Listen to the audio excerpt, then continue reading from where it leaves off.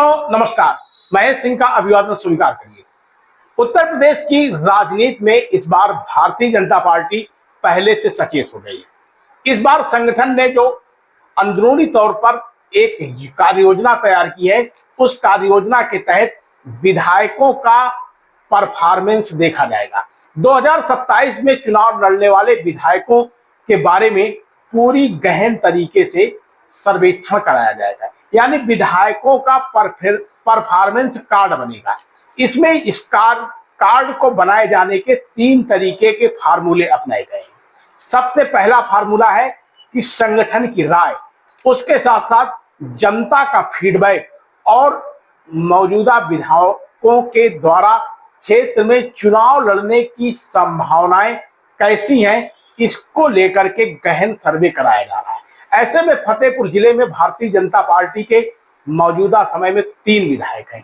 तीनों विधायकों का भी पब्लिक के बीच का परफॉर्मेंस कराया जाएगा।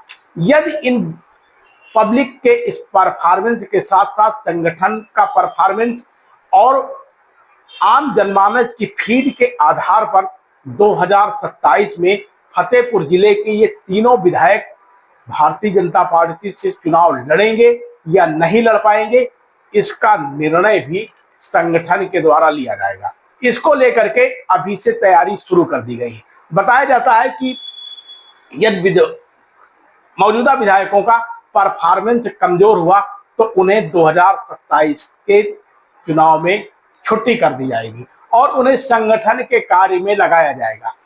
इसके साथ साथ नए दावेदारों की भी लिस्ट तैयार की जाएगी और उनका भी फीडबैक पब्लिक के बीच में लिया जाएगा। साथ ही संगठन से भी रायशुमारी की जाएगी। यानी साफ तौर पर जाहिर है कि 2027 के चुनाव में भारतीय जनता पार्टी किसी भी तरीके की कोई भी चूक नहीं करना चाहती है। यही वजह है कि संगठन के साथ साथ सरकार के जिम्मेदार लोगों ने इस व्यवस्था को पूरे तरीके से बनाए जाने के लिए व्यापक कार्य योजना तैयार कर ली है। फतेहपुर जिले के ये तीनों विधायकों के बारे में भी आम पब्लिक से रायशुमारी की जाएगी। इसके साथ साथ संगठन की भी इन विधायकों के बारे में गोपनीय रिपोर्ट ली जाएगी। यदि जनता के बीच में इन विधायकों का परफॉर्मेंस बेहतर नहीं होगा, उनके कामकाज की शैली नहीं अच्छी होगी, तो उन्हें भी टिकट नहीं दिया जाएगा। ऐसे में अब जिले के इन विधायकों के लिए खतरे की घंटी बज रही है। जानकार सूत्रों का दावा है कि इन विधायकों ने इस परफॉर्मेंस की रिपोर्ट तैयार होने के पहले ही अपने क्षेत्रों में कवायद शुरू कर दी है। कामकाज का तरीका भी बदल दिया है ताकि जनता के बीच से अच्छा फीडबैक मिले एवं संगठन के बीच में मधुर संबंध बनाने का भी काम शुरू कर दिया है।